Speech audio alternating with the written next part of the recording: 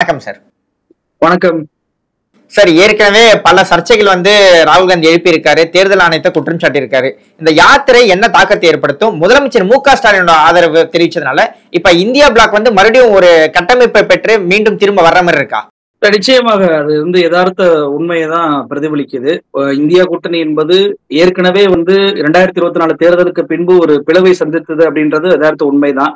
ஆனா ஓட் சோரி அப்படின்ற பேர்ல வாக்காளர் பட்டியலையே முறைகேடை பிஜேபி பண்ணிருக்கிறாங்க அப்படின்றதை ராகுல் காந்தி வெளியிட்ட பின்பு ஒட்டுமொத்த இந்தியா கூட்டணி கட்சி தலைவர்கள் அத்தனை பேருமே ராகுல் காந்தியுடைய வீட்டுக்கு போனதை பார்த்தோம். மம்தா பானர்ஜி அவர்கள் இந்தியா கூட்டணியிலிருந்து வெளியேறுவதாக சொல்லியிருந்தார். உத்தவ் தாக்கரே அவர்கள் இந்தியா கூட்டணியிலிருந்து வெளியேறுவதாக சொல்லியிருந்தார். அப்ப இவங்க விலகுவதாக சொன்னவர்கள் கூட மம்தா பானர்ஜியுடைய மருமகனும் வந்தார், உத்தவ் தாக்கரே வந்தார், உத்தவ் தாக்கரேவுடைய மகனும் வந்தார், சஞ்சய் ராவத்தும் வந்தார். ராகுல் காந்தியுடைய அன்றைய இரவு அவருடைய வீட்டில் வைத்தே இந்த ஓட் சோரியை எப்படி கண்டுபிடித்தோம் அப்படின்றத விளக்கியே ராகுல் காந்தி பேசியிருந்தார். அன்று முதலே இன்னைக்கு பார்லிமெண்ட்டும் சரி, பார்லிமெண்ட்டுக்கு வெளியும் சரி, இந்தியா கூட்டணி கட்சிகள் பலமாக ஒன்றிணைந்து இருப்பதை பார்க்க முடியுது. ராகுல் காந்தியுடைய அந்த ஓட் அதிகாரி யாத்திரா என்பது பீகார்ல எத்தகைய தாக்கத்தை ஏற்படுத்தியிருக்கு அப்படின்னா நிச்சயமாக ஒரு பெரிய தாக்கம் தான். ஏன்னா பீகாருடைய அரசியலை பொறுத்த வரைக்கும் சாதி மத அரசியலை மையப்படுத்தி நடக்கக்கூடிய ஒரு அரசியல். நிதிஷ்குமாருக்கு இன்று வரைக்கும் ஆதரவாக இருப்பதற்கு காரணம் இபிசி அப்படின்ற ஒரு வாக்கு சமூகம் தான். அந்த சமூகத்தை மட்டுமே நம்பி நிதிஷ்குமார் இவ்வளவு நாட்கள் காலத்தை ஓட்டி கொண்டிருந்தார். இங்கே தேஜஸ்வி யாதவுக்கு இருக்கக்கூடிய ஒரு பிளஸ் பாயிண்ட் யாதவ் சமூகம். யாதவ் சமூகத்துடைய கட்சியாக அந்த கட்சியை முத்திரப்புத்திட்டு தான் இவ்வளவு நாட்களாக தேர்தல் பிரச்சாரத்தை பிஜேபி பண்ணிக்கிட்டு இருந்தாங்க. இன்னைக்கு ஒட்டுமொத்தமாக ஆணோ பெண்ணோ எந்த சாதியோ எந்த மதமோ எல்லாருக்கும் ஒரு பொதுவாக இருக்கக்கூடிய ஒரு விஷயம் வாக்கு. அந்த வாக்கை திருடப்படுது அப்படின்றப்போ அது மிகப்பெரிய ஒரு இஷ்யூவாக, ஒரு பொதுவான ஒரு இஷ்யூவாக எல்லா சமூக மக்களுக்கும் எல்லா மதத்தை சேர்ந்த மக்களுக்கும் ஒரு பொதுவான ஒரு விஷயத்தை கையில் எடுத்து இன்னைக்கு ஒட்டுமொத்த பீகாரையுமே சாதி மதத்தை கடந்து ஒரு பேரணி, ஒரு போராட்டம் ஒருங்கிணைத்திருக்கிறது அப்படின்னா அது ராகுல் காந்தியுடைய இந்த ஓட் அதிகாரி யாத்திரா தான். மக்கள் மிகுந்த அளவுல எழுச்சிக்கு போவதை பார்க்க முடியுது. இப்போ இந்த யாத்திரை என்பது 10 நாட்களாக நடந்துட்டு தான் வந்துச்சு. பீகார்ல மிகப்பெரிய ஒரு தாக்கத்தை ஏற்படுத்தியிருந்தாலும் நிறைய மீடியாக்கள் அதை கவர் பண்ணல. அதாவது தேசிய ஊடகங்களும் சரி, இந்திய அளவிலும் சரி, வட இந்திய அளவிலும் சரி மிகப்பெரிய அளவுக்கு தாக்கத்தை ஏற்படுத்துச்சா, பேசு பொருளா மாறுச்சா அப்படின்னு சொன்னா அது இல்லை. ஆனா 11ஆவது நாள் மாறுச்சு. அதற்கு காரணம் நம்மளுடைய தமிழ்நாடு முதலமைச்சர் திரு மு.க.ஸ்டாலின் அவர்கள் பங்கேற்றதுதான். ஏன் அதுக்கு காரணம்? அவரை ஆன்டி பீகாரி, அவர் சனாதனத்திற்கு எதிரானவர் அப்படின்ற பிரச்சாரத்தை பீகார் பாஜகவும் சரி, அதே மாதிரி தமிழ்நாடு பாஜகவும் சரி 2 பேரும் சேர்ந்தே பண்ணாங்க. அப்படி சேர்ந்து பண்ணதுடைய விளைவு இன்னைக்கு முதலமைச்சர் அங்கு போய் என்ன பேச போகிறார் அப்படின்ற பார்வையை அது யதார்த்தமாக உருவாக்கிருச்சு. அதனாலேயே அந்த யாத்திரை மிகப்பெரிய கவனத்தையும் பெற்றுச்சு. அதாவது பீகாரை மட்டுமே மையமாக நடந்த அந்த யாத்திரை என்பது முதலமைச்சர் அவர்கள் கலந்து கொண்ட பிறகு அது இந்தியாவிற்கான யாத்திரையாக, இந்தியாவை திரட்டக்கூடிய ஒரு யாத்திரையாக மாறுச்சு அப்படின்னு தான் சொல்லுவேன். ஏன்னா பொதுவாகவே தமிழ்நாட்டு அரசை பொறுத்த வரைக்கும் ஒரு வட இந்திய தலைவர், அவர் சமூக நீதி பேசக்கூடிய எந்த மாநிலத்தைச் சேர்ந்த தலைவராக இருந்தாலுமே அவரை அழைத்து இங்க தமிழ்நாட்டுல அவருக்கு மேடை போட்டு கொடுத்து அவர் பேசக்கூடிய அந்த மொழியை தமிழ் மொழியில மொழிபெயர்த்து தமிழ்நாட்டு மக்களுக்கு அரசியல் பாடம் கற்பித்த இயக்கம் தான் திராவிட இயக்கங்கள்.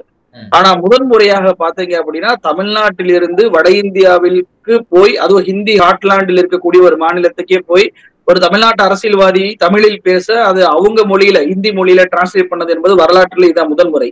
முதலமைச்சர் ஸ்டாலின் அவர்களுக்கு நடந்திருக்கு. இதுக்குதான் பிஜேபி பதற்றமானாங்க.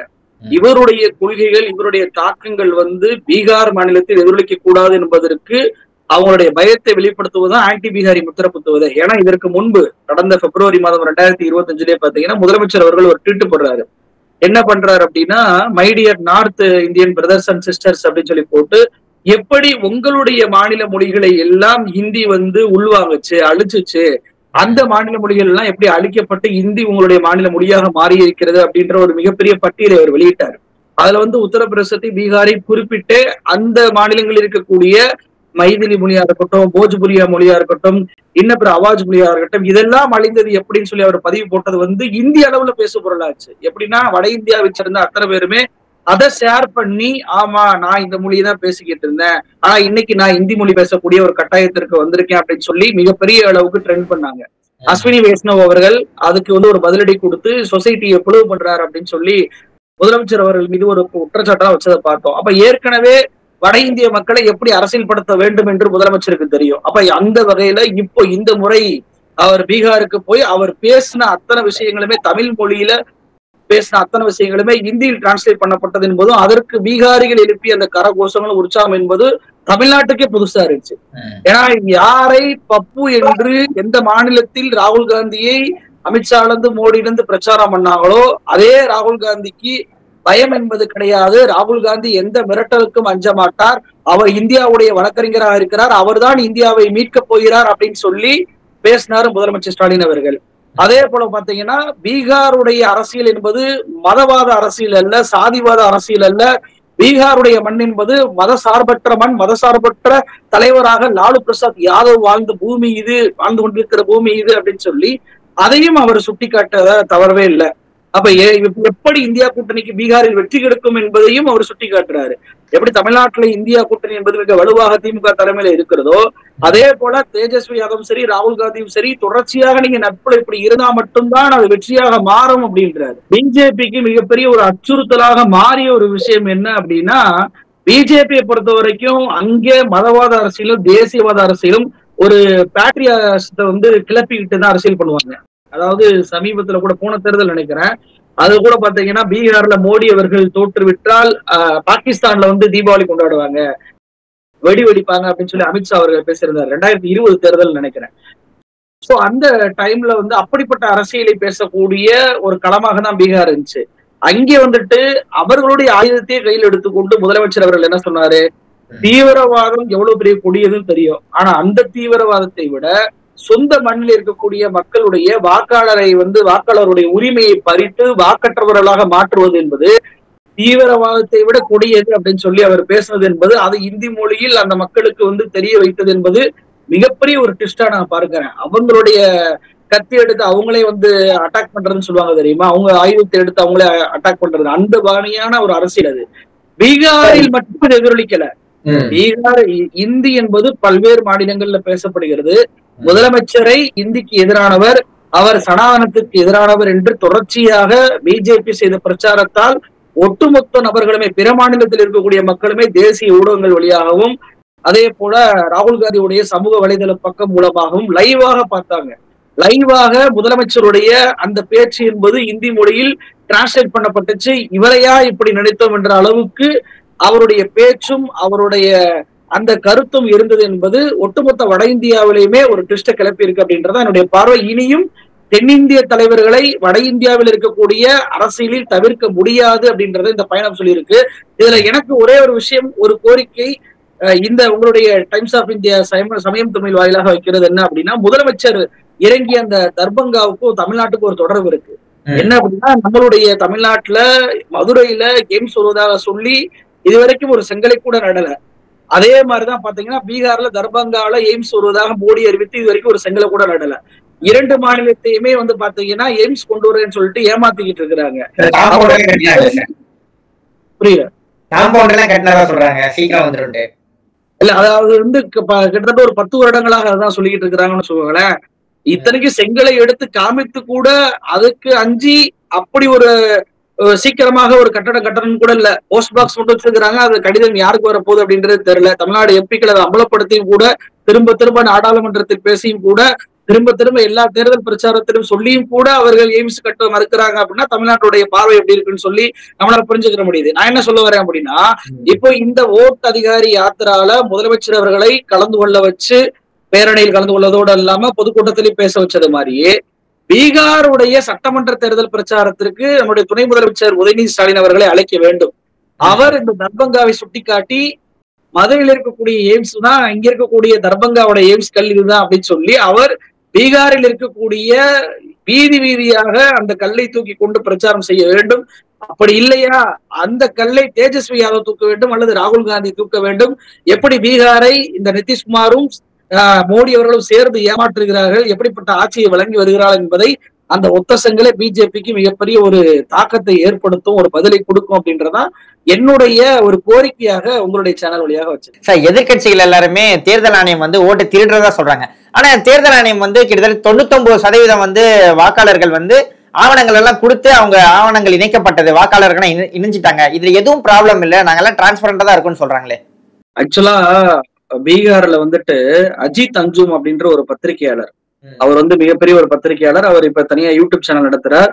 அவர் வந்து இந்த வாக்காளர் ரிவிஷனை நாங்க பண்ண போறோம், எஸ்ஐஆர் பண்ண போறோம் அப்படின்னு சொல்லி அறிவித்த உடனே வந்து தேர்தல் ஆணைய அதிகாரிகள் இருக்கக்கூடிய அறைக்கே போய் அங்கே இந்த பிஎல்ஓ அப்படின்ற ஆபீசர்ஸ் அத்தனை பேருமே எனுமரேஷன் ஃபார்மை மக்களுக்கு கொடுத்து ஃபில் பண்ணாம இவங்களே அதை ஃபில் பண்ணி வாக்காளருடைய கையெழுத்த போடுறாங்க. குறிப்பாக ஆண் வாக்காளருடைய கையெழுத்த பெண் அதிகாரி ஒருத்தர் போடுவதை வீடியோ எடுத்து அந்த வீடியோவை எடுக்கக்கூடாதுன்னு சொல்லி பறிச்சு அதை ஆன்லைன்ல ஏத்துவதையும் கண்டுபிடிச்சு அவர் வெளியிட்ட பின்புதான் எஸ்ஐஆர் என்பது மிகப்பெரிய அளவுக்கு மோசடியாக நடந்து கொண்டிருக்கிறது. ஒரே நாள்ல 1.22 கோடி மக்களிடம் ஃபார்மை கொடுத்து வாங்கியதாக தேர்தல் ஆணையம் சொல்கிறது. அது எப்படி சாத்தியம் அப்படின்ற கேள்விக்கு அந்த வீடியோ என்பது பதிலாக இருந்துச்சு. ராணுவ வீரர் எதற்காகவே லீவு போட்டுக்கொண்டு பீகாருக்கு வருகிறார். அவருடைய ஃபார்ம் என்பது ஃபில் பண்ணப்பட்டதாக தகவல் சொல்லப்படுகிறது.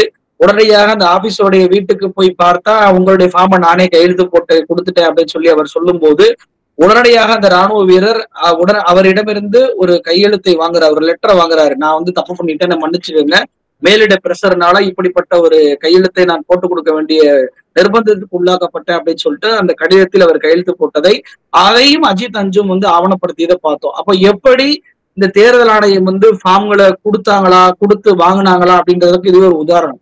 நீங்க பீகாருடைய நிதிஷ்குமாருடைய எம்பி அவரை என்ன சொன்னாரு, இவங்க கேட்கிற அந்த 11 டாக்குமெண்ட்டை ரெடி பண்ணுவதற்கு எனக்கே 10 நாள் ஆச்சு அப்படின்றாரு. ஒரு எம்பி அவர் நினைத்தா என்ன வேணாலும் பண்ணலாம்.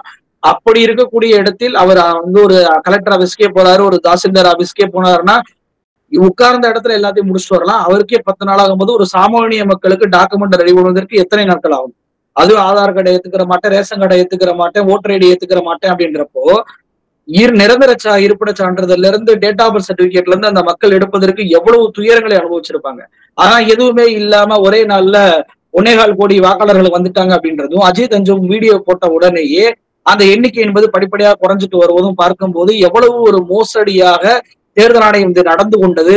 65 லட்சம் பேரை நீக்கினீங்களே, அந்த நீக்கின பட்டியலை கொடுங்க அப்படின்னு சொல்லி கேட்கும்போது அது கொடுக்க முடியாதுன்னு சொன்னது, வேறு வழி இல்லாம உச்சநீதிமன்றம் உத்தரவு போட்ட பிறகு அதை வெளியிடுவது, இதெல்லாம் பார்க்கும்போது ஒரு விஷயம் வந்து ஒரு பட்டியலை நம்ம வெளியிடுறோம் அப்படின்னா இவங்க எல்லாம் நீக்கி இருக்கோம், இந்த காரணத்துக்காக நீக்கி இருக்கோம், இவங்க இறந்துட்டாங்க, இவங்க வந்துட்டு வெளியூருக்குள்ள போய் செட்டில் ஆகி அங்க ஓட்டர் ஐடி வாங்கிட்டாங்க, இவங்களை ட்ரேஸ் பண்ணவே முடியல அப்படின்ற ஆதாரத்தோடு காரணங்களோடு பட்டியலை தேர்தல் ஆணையம் முன்பே வெளியிட்டு இருந்தாங்கன்னு சொல்லுவாங்களேன், தேர்தல் ஆணையம் நேர்மையாக செயல்படுறாங்க அப்படின்னு சொல்லி எடுத்துட்டு போயிடலாம்.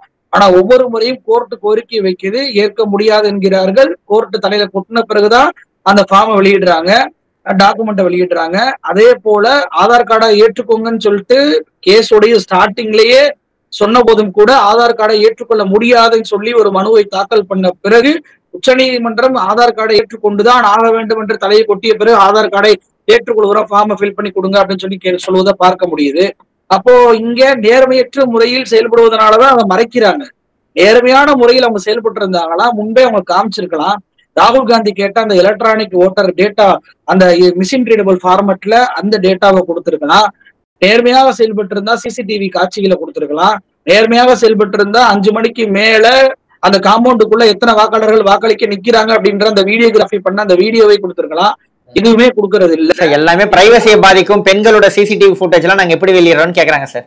அதாவது ஓட்டு போடும்போது உங்களை போன்ற மீடியாக்கள் அத்தனை பேருமே அந்த எலெக்ஷனுடைய அந்த காம்பவுண்டுக்குள்ள போய் அங்க நிக்கக்கூடிய வாக்காளர் அத்தனை பேரையுமே வீடியோ எடுப்பீங்களா இல்லையா? வாக்காளர்கள் ஓட்டு போடும் போது, குறிப்பாக வேட்பாளர்கள் ஓட்டு போடும் போது ஓட்டு போட்டு இப்படி கையை காட்டும் போது வீடியோ எடுப்பீங்களா இல்லையா? அப்ப அது மட்டும் எப்படி வீடியோ எடுக்க அனுமதி கொடுத்தாங்க? ஒரு பெண் வேட்பாளர் போட்டியிடும் போது அந்த வேட்பாளர் போடுற ஓட்டை கூட கவர் பண்ணி எல்லா மீடியாக்களும் வளைச்சு போட்டோ எடுப்பாங்களா? அது எப்படி எடுக்க முடிஞ்சு? வாக்காளர் அடையாள அட்டையை காண்பித்த மாதிரி பெண்கள் வரிசையாக நின்று காட்டக்கூடிய புகைப்படங்கள் கூகுள்ல நான் 100 புகைப்படங்களை காட்ட முடியுமே, பெண்கள் மட்டுமே எடுக்கக்கூடிய புகைப்படங்கள்.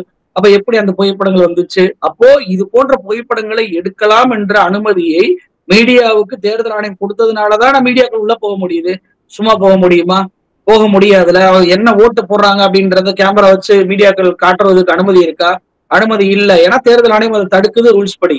அப்ப ரூல்ஸ் இருப்பதனாலதான் போட்டோக்கள் வீடியோக்களை எடுக்க முடியும் என்ற ஒரு விஷயம் இருக்கும்போது, ஏற்கனவே பெண்களுடைய புகைப்படங்கள் அடங்கிய போட்டோக்கள் நிறைய இருக்கும்போது இதெல்லாம் ஒரு காரணமா சொல்ல முடியாது. அமித்ஷா சொல்வதை போல இருக்கு, இது வந்து மோடி சொல்வதை போல இருக்கு, ஒரு அதிகாரி சொல்வதை போல இல்ல. நேற்றைக்கு கூட துருவ் ராத்தே அவர்கள் ஒரு வீடியோ விட்டுருக்கிறாரு. எங்க பாத்ரூம்ல இருக்க வீடியோவா நம்ம கேட்டோம், பெட்ரூம்ல இருக்கக்கூடிய வீடியோவா கேட்டோம், ஓட்டு போடுற வீடியோ தானே கேட்டோம், அதுவும் ஓட்டு போடும்போது எந்த சின்னத்துக்கு ஓட்டு போடுறாங்கன்னு கேட்ட வீடியோவா கேட்டோம், வெளியே நிக்கிற வீடியோவும் உள்ள போய் அவங்கள செக் பண்ற வீடியோ தான் நம்ம கேட்கிறோம். அதை கொடுப்பதற்கு என்ன தயக்கம் அப்படின்னு சொல்லி நேற்றுக்கே அவருடைய வீடியோல கேட்டிருக்கிறாரு. அப்ப சார் 65 லட்சம் பேர் நீக்கி இருக்காங்க அப்படின்னு ஒரு குற்றம் சாட்டுறீங்க. ஆனா அவர்கள் எல்லாம் மீண்டும் அந்த வாக்காளர் பட்டியல சேர்த்துறது அந்த வேலையை விட்டுட்டு ராகுல் காந்தி வந்து யாத்திரா போயிட்டு இருக்காரு அப்படின்னு ஒரு குற்றச்சாட்டு வருது. அதாவது இத்தனை நாள்ல வந்து 10 பேரை மட்டும்தான் பதிவு பெற்ற கட்சிகள் வந்து அந்த வாக்காளர் பட்டியல மீண்டும் சேர்த்ததாகவும், ஒரு 1.2 லட்சம் பேர் அவர்களாகவே போய் சேர்ந்துகிட்டாகவும் தான் தேர்தல் ஆணையம் கூறுது. அதாவது 10 பேர் மட்டும்தான் எதிர்கட்சிகள் எல்லாரும் வந்து சேர்த்திருக்காங்க, வேற எதுவும் ராகுல் காந்தி அவர்களோ மற்ற எதிர்கட்சிகள் அவர்களோ பண்ணல, போய் யாத்திரை போயிட்டு இருக்காங்க அப்படின்னு சொல்றாங்க. என்ன நோக்கத்திற்காக யாத்திரை போறாரு சார்? மக்கள் மன்றத்துல அம்பலப்படுத்துறது ஓகே சார், மறுபடியும் அந்த வாக்காளர் பட்டியல இப்ப நீக்கப்பட்டவர்களை திரும்ப சேர்க்கணுமா வேண்டாமா அப்படின்னு ஒரு கேள்வி எடுது இல்லையா? எவ்வளவு நாள் அதுக்கு கேப் கொடுக்குறாங்க? 10 நாட்கள். 10 நாட்கள்ல 65 லட்சம் பேருடைய அந்த டேட்டாவை நாங்க வெளியிடுறோம், அதுல உங்க பேர் இருக்கான்னு பாத்துக்கோங்க, இருந்துச்சு அப்படின்னா நீங்க வந்து ஃபார்மை கொடுத்து ஆதார் கார்டு கொடுத்து சேருங்கன்றாங்க. அதையாவது மிஷின் ரீடபிள்ல கொடுத்தீங்களா? அதையும் கொடுக்கல. வெறுமனே நம்ம எபிக் நம்பரை போட்டா வரக்கூடிய ஒரு விஷயத்த மட்டும் தான் பண்றீங்க. அப்ப எத்தனை பேரை ஒரு கட்சியால பார்க்க முடியும்?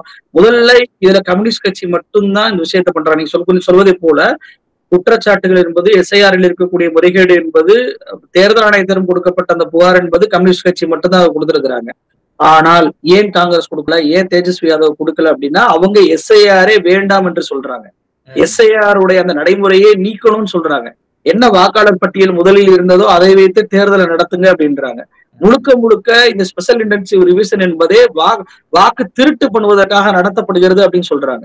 எப்படி வந்து பெங்களூரு சென்ட்ரல் தொகுதியில ஒரு முறைகேடை இவர் கண்டுபிடிக்கிறார். நீங்க நல்லா கவனிச்சு பாருங்களேன், இந்த எஸ்ஐஆர் என்பது எப்போ உருவாக்கப்பட்டுச்சு, எப்போ முதல்ல அறிவிக்கப்பட்டுச்சு அப்படின்றத நீங்க கவனிச்சாவே இது வாக்கு திருட்டுக்காக பண்ணுவதுதான் அப்படின்றது புரிஞ்சுக்கிற முடியும். ராகுல் காந்தி அவர்கள் ஹரியானா தேர்தல் நடக்குது, ஹரியானாவுல காங்கிரஸ் தான் வெற்றி பெற போகிறதுன்னு எல்லா கருத்து கணிப்பும் சொல்லுது, அதை மீறி பிஜேபி ஜெயிக்கிறாங்க. அப்பொழுதே வந்து என்ன குற்றச்சாட்டு வைக்கப்பட்டுச்சுன்னா, இவிஎம் பேட்டரி என்பது பிஜேபிக்கு 95% இருக்கு, ஆனா காங்கிரஸ் ஜெயிக்கக்கூடிய தொகுதியில் 60% தான் இருக்கு, அது எப்படி ஓட்டு போட்டு அதை வந்து ஒரு ரூம்ல வச்சு திருப்பி எண்ணி இது வரைக்கும் எப்படி பேட்டரி குறையாம இருந்துச்சு அப்படின்ற கேள்விகளை எழுப்பினாங்க. அதன் பின்பு மகாராஷ்டிரா தேர்தல்ல தான் முதலாக கூடுதல் வாக்காளர்கள் சேர்க்கப்பட்டதை ராகுல் காந்தி கண்டுபிடிக்கிறார். ராகுல் காந்தி இது வரைக்கும் நடந்த எல்லா தேர்தலையுமே ஏற்றுக்கொண்டார் மக்களுடைய தீர்ப்பு அப்படின்னு சொல்லி. எப்ப அந்த தேர்தலை வந்து நிராகரித்தார் அப்படின்னா அது மகாராஷ்டிரா தேர்தல் தான். ஏன்? அது வந்து சட்டமன்ற தேர்தல் நடந்து 5 மாதத்திற்குள்ளேயே மிகப்பெரிய அளவுக்கு வாக்காளர்கள் அதிகமாக சேர்க்கப்படுறாங்க. சாயந்தரம் 5 மணிக்கு மேல திடீர்னு 75 லட்சம் வாக்காளர்கள் புதிதாக ஓட்டு போட்டதாக சொல்றாங்க. இதனால எனக்கு சந்தேகம் இருக்கு அப்படின்ற அடிப்படையில் மகாராஷ்டிரா தேர்தலை ஏற்றுக்கொள்ள முடியாதுன்னாரு. அப்போ ஆரம்பிச்ச இதுதான் இந்த பெங்களூரு சென்ட்ரல் தொகுதி அப்படின்ற செக் பண்றது. சரி, இப்ப எஸ்ஐஆர் நடைமுறையே வேண்டாம் அப்படிங்கன்னு நீங்க சொல்றீங்க. ஆனா இப்ப எலெக்ஷன் கிட்ட வந்துருச்சு, தேர்தல் நடத்தி ஆகணும். நீங்களே சொல்றீங்க வாக்காளர் பட்டியல ஏகப்பட்ட முறைகேடு இருக்கு, அதாவது ஒரே வீட்டுல 85 பேர் இருக்காங்கலாம். இப்ப அதே பட்டியல வச்சு மீண்டும் தேர்தல் நடத்தினா மறுபடியும் அது முறைகேடுல தானே போய் முடியும். அப்ப தேர்தலை தள்ளி வைங்க. இந்தியா கூட்டணி என்ன சொல்றாங்க, சுப்ரீம் கோர்ட் இதுல தலையிட்டு முறைப்படுத்தணும் அப்படின்றாங்க. நீங்க சொல்றீங்கல்ல தேர்தல் நெருங்கிருச்சு, அது உடனடியாக நடத்தணும், வேற வழி இல்லை அப்படின்னு சொல்றீங்கல்ல, இது எதன் அடிப்படையில சொல்றோம்? வாக்காளர் பட்டியல் ஸ்கேன்டு பேப்பராக நம்ம கையில இருக்கு. அப்ப வாக்காளர் பட்டியல் ஸ்கேன்டு பேப்பரா இருந்துச்சுன்னா அதெல்லாம் வாட்ச் பண்றதுக்கு, இவ்வளவு முறைகேடுல இருக்கிறதுன்ற கண்டுபிடிக்கிறதுக்கு ராகுல் காந்திக்கு மிகப்பெரிய அளவுக்கு 6 மாசம் ஆச்சு ஒரு சட்டமன்ற தொகுதிக்கு.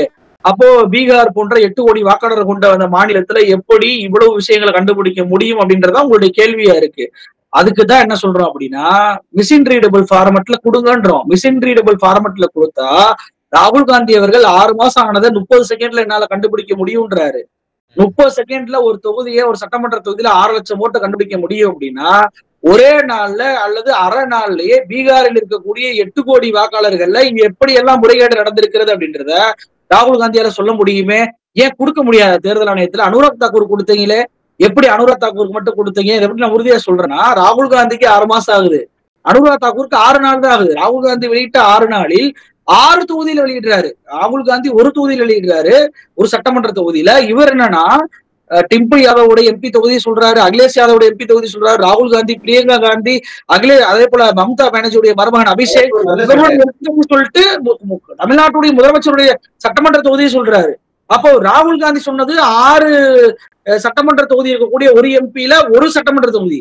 இவரு 6 சட்டமன்ற தொகுதி இருக்கக்கூடிய எம்பிக்கள்லயே 5 எம்பி தொகுதியை சொல்றாரு, ஒரு சட்டமன்ற தொகுதியை சொல்றாருன்னா எப்படி முடிஞ்சு, எப்படி சாத்தியம்? அவர் மிஸ்இன்ரீடபிள் ஃபார்மேட்ல அங்க வந்து தேர்தல் கமிஷன் கொடுத்ததுனாலதான் அதை சொல்ல முடிஞ்சு. அந்த குற்றச்சாட்டை இந்தியா கூட்டணி கட்சிகள் எழுப்பின பிறகு ஏன் தேர்தல் ஆணையம் பதில் சொல்லல? நீங்க மிஸ்இன்ரீடபிள் ஃபார்மேட்ல உச்சநீதிமன்றம் ரிலீஸ் பண்ண சொல்லுங்களேன். ஒரு அரை நாள்ல பீகாரில் இருக்கக்கூடிய போலி வாக்காளர் அத்தனை பேரை நீக்கிடலாம். ஒரே முகவரியில எத்தனை பேர் இருக்கிறாங்கன்னு கண்டுபிடிச்சிடலாம். 0 முகவரியில எத்தனை பேர் இருக்காங்க கண்டுபிடிச்சிடலாம். போலியாக வட இந்தியர்கள் வேற வேற மாநிலத்தில் இருக்கக்கூடிய எத்தனை பேர் சேர்த்திருக்காங்க கண்டுபிடிச்சிடலாம். உத்தரப்பிரதேசத்தை சேர்ந்தவர்களை மட்டும் ஆயிரக்கணக்கில் பீகார் தேர்தல இப்ப சாரல சேர்த்திருக்கிறாங்க. அது வந்து ஒரு ஊடகம் வந்து வெளியிட்டு இருக்கிறாங்க, ரிப்போர்ட்டர்ஸ் கலெக்டிவ் அப்படின்ற ஊடகம். உத்தரப்பிரதேசத்தை சேர்ந்தவர்கள் சம்மந்தமே இல்ல பீகாருக்கு, அவங்க 2 ஓட்டர் ஐடியோட இருப்பதை நாங்கள் பார்த்தோம் அப்படின்னு சொல்லிட்டு ஆதாரத்தோட அவங்க வெளியிட்டு இருக்கிறாங்க. அப்போ தேர்தலுக்கு தேர்தல் ஒரு குறிப்பிட்ட மக்களை அந்தந்த மாநிலங்களை தங்க வச்சு ஓட்டு போட வைக்கிறாங்களோ அப்படின்ற சந்தேகம் வருதுல. இதைத்தான மோடி அவர்களுக்கு எதிராக போட்டியிட்ட அஜய் ராய் அவர்கள் எழுப்பினாரு. மோடியுடைய அந்த தொகுதியில அரை நாள் வரைக்கும் மோடி அவர்கள் பின்தங்கி இருந்தாரு. திடீரென எப்படி வந்தாரு? அப்ப RSS காரர்களை தேர்வு பண்ணி போகஸ் ஓட்டர்ஸாக ஒவ்வொரு மாநிலத்திற்காக தங்க வச்சு ஓட்டர் ஐடியை வாங்கி கொடுத்து ஓட்டு போட வைக்கிறார்களா அப்படின்ற கேள்வியை அவர் கேட்டாரா இல்லையா? அப்ப பீகாரில் இருக்கக்கூடிய இந்த வாக்காளர் பட்டியல் எஸ்ஐஆராக இருக்கட்டுமே, அதன் பின்பு வந்துட்டு ஏன் எஸ்ஐஆர் நம்ம எதிர்க்கிறோம் அப்படின்னா, நீங்க ரிவிஷன் பண்ண வேணாம்னு சொல்லல. ரிவிஷன்ற பேர்ல குடியுரிமை ஆவணத்தை நீங்க கேக்குறீங்க. அந்த குடியுரிமை ஆவணத்தை கொடுக்க முடியாத மக்களை நீங்க நீக்குறீங்க. அது எந்த பகுதியில் அதிகமா இருந்திருக்கு? சமீபத்துல பீகார்ல வெள்ளம் வந்துச்சு. அந்த வெள்ளத்தால் பாதிக்கப்பட்ட ஏழை மக்கள் அவங்களால டாக்குமெண்ட் கொடுக்க முடியல, அவங்கள நீக்கி இருக்கிறீங்க. அதே போல இஸ்லாமியர்கள் அதிகமா இருக்கக்கூடிய அந்த வாக்காளர்கள் நீக்கிறீங்க. அப்ப உங்களுக்கு உங்களுடைய ஆட்சிக்கு எதிராக யாரெல்லாம் ஓட்டு போடுவார்களோ அவருடைய ஓட்டை திட்டமிட்டு நீங்க நீக்கிறீங்க அப்படின்றப்பதான் அதை நாம் எதிர்க்கிறோமே தவிர, இதற்கு முன்னாடி ஸ்பெஷல் ரிவிஷன் வந்து 15 முறை நடந்திருக்கிறதாக சொன்னார் தேர்தல் ஆணையர் வந்து சொன்னார். 15 45 தெரியல. அப்போ அந்த அத்தனை முறையும் நடந்த அந்த எஸ்ஐஆர்ல குடியுரிமை ஆவணத்தை எந்த தேர்தல் அதிகாரி கேட்கவே இல்லையே, எந்த தலைமை தேர்தல் ஆணையர் கேட்கலையே, நீங்க மட்டும் ஏன் கேட்கறீங்க? அப்ப அந்த அப்படி ஒரு டாக்குமெண்ட், கஷ்டமான டாக்குமெண்ட், ஒரு எம்பியாலே 10 நாள் ஆகக்கூடிய அந்த டாக்குமெண்ட்டை கேட்டு சாமானிய மக்களை நீங்க நீக்கிறீன்ற அடிப்படையில எஸ்ஐஆர் நீக்கிறமே தவிர ரிவிஷன் பண்ண வேணாம்னு சொல்லல. நீங்க எஸ்ஐஆரே நீங்க வெளியிடுறீங்களா, மக்கள் எல்லாத்தையும் சேர்த்துங்க, சேர்த்துட்டு வெளியிடுங்க. மிஸ்இன்ரீடபிள் ஃபார்மேட்ல கொடுங்க. ஒரு மணி நேரம் 2 மணி நேரத்திலேயே உங்களுடைய குட்டு அம்பலப்பட்டு விடும் அப்படின்றதான் இன்னைக்கு எதிர்கட்சி அளிக்கக்கூடிய பார்வை. எஸ்ஐஆரை முழுமையாக அவங்க வந்து நீக்கம் பண்ணுவதனாலதான் அதனாலதான் அவர்கள் இந்த எஸ்ஐஆர் உடைய விஷயத்தில் தலையிடவில்லை. அது பொதுமக்களுக்கு வாக்கு திருட்டுக்காக கொண்டு போவதை அவர்கள் கொண்டு செல்கிறார்கள். கண்டிப்பாக அதற்குள் ஒரு மாற்றம் வந்து வரும் அப்படின்றத நினைக்கிறேன். ஏன்னா நீங்க வந்துட்டு உச்சநீதிமன்றத்துல தேர்தல் ஆணையத்துடைய கேஸ் நடக்கும்போது தேர்தல் ஆணையத்துக்கு ஆதரவான பார்வையில தான் அந்த கேஸ் நடந்துகிட்டு இருந்துச்சு. ஓட்டுவரி புகாரை பெங்களூரு சட்டமன்ற தொகுதியை வச்சு எப்படி ராகுல் காந்தி அம்பலப்படுத்தினாரோ, அதன் பின்பு நாடாளுமன்றத்தில் எப்படி குரல்கள் வந்துச்சோ, கபில் சிபல் அவர்கள் நீங்க வந்து இந்த கேஸ்ல வந்து நம்பாதீங்க, 50 வருஷ அனுபவத்துல சொல்றேன், இது சாதகமா வராது, எஸ்ஐஆருக்கு எதிராக வராது, ஆதரவாக தான் வரும் ஒரு ஸ்டேட்மெண்ட் கொடுத்த மறுநாள் உச்சநீதிமன்றத்துடைய நிலைப்பாடு அப்படியே மாறுது. உடனடியாக சேர்க்க சொல்றாங்க, உடனடியாக ஆதார் கார்டு இது பண்ண சொல்றாங்க. எப்படி மாற்றம் வருது? மக்கள் மன்றத்தில் ஒரு எழுச்சியும் ஒரு மாற்றமும் வந்தால் கண்டிப்பாக நீதிமன்றங்கள் ஆளும் கட்சிக்கு ஆதரவா வளைந்து கொடுக்க நினைத்தாலும் கூட முடியாது. அதுக்கான உதாரணம் தான் இப்ப சமீபத்தில் நடந்த காட்சிகள். எஸ்ஐஆர் நிறுத்தப்பட வேண்டும், மிஸ்இன்ரீடபிள் ஃபார்மேட் வெளியாக வேண்டும்.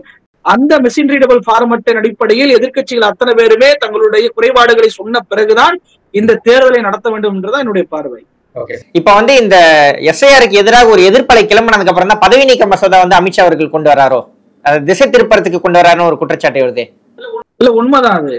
அதாவது முதல்ல இந்த வாக்கு திருட்டை ராகுல் காந்தி அவர்கள் கண்டுபிடிச்சு சொன்ன உடனே பாத்தீங்கன்னா, முதல்ல என்ன சொன்னாங்கன்னா, நிர்மலா சீதாராமன் வந்து தன்னுடைய முதல் பட்ஜெட், 3வது ஆட்சியில முதல் பட்ஜெட், அதுல தாக்கல் பண்ண மிக முக்கியமான ஒரு மசோதா ஐடி லா, அந்த ஐடி சலுகைகள் எல்லாமே அதை வந்து ரத்து பண்றாரு, வாபஸ் வாங்கிட்டு திருப்பி தாக்கல் பண்றோம்ன்றாரு. திடீர்னு பாத்தீங்கன்னா குக்கிங் கேஸோடைய நிறுவனங்களுக்கு வந்துட்டு நஷ்டம் ஆயிடுச்சு அப்படின்னு சொல்லி 30,000 கோடி ரூபாயை மோடி அரசு மக்கள் வரிப்பணத்தை வந்து கொடுப்பதாக செய்தி வெளியாச்சு. சோ அதுக்கப்புறம் பாத்தீங்கன்னா ராணுவ தளபதி திடீரென வருகிறார், போர் வந்து நடக்க போகுது, எதிர்காலத்துல நம்ம ஒரு போரை பார்க்க போறோம் அப்படின்னு சொல்லிட்டு அவர் ஒரு அறிக்கையை விழுகிறார். அதற்கப்புறம் வந்து பாத்தீங்கன்னா அனுராக் தாக்கூர், இப்படி இந்த விஷயத்தை மடைமாற்றுவதற்கு ஏகப்பட்ட விஷயங்களை பண்ணாங்க, எதுவுமே நடக்கல. அப்ப எதிர்கட்சிகள் அத்தனை பேரையுமே ஒரு விஷயத்தை பேச வைக்கணும்னா என்ன பண்ணணும்?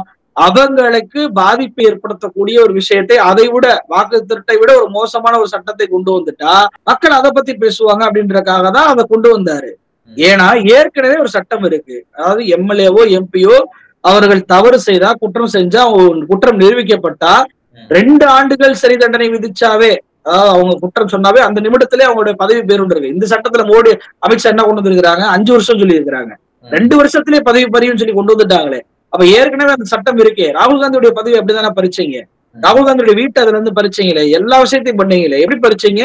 ராகுல் காந்திக்கு பண்ண அந்த சட்டம் இருக்கும்போது எதற்காக புதிய சட்டம்? அப்ப எப்படியாவது ஓட்டு திருட்டை மடைமாற்றம் பண்ணணும். நான் என்ன கேட்கிறேன் அப்படின்னா, 30 நாள் சிறையில இருந்தாவே அவருடைய பதவி என்பது பறிக்கப்படும் அப்படின்னு சொல்லி கொண்டு வர்றீங்கல்ல. 30 நாள்ல இடியோ அல்லது ஐடி ரைடோ அல்லது சிபிஐயோ ஒரு விஷயத்தை கண்டுபிடிச்சு ஆதாரத்தை சொல்லி ஒரு குற்றவாளிதான் அப்படின்னு சொல்லி நிரூபிச்சிருவீங்களா?